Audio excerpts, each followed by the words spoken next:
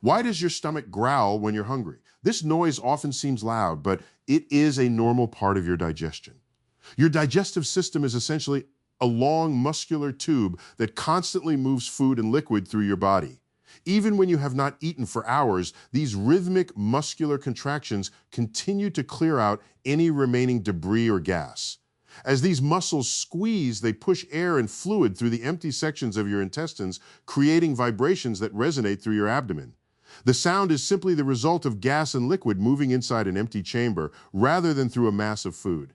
This hollow space amplifies the movement of the digestive tract, which is why your stomach growls when you're hungry.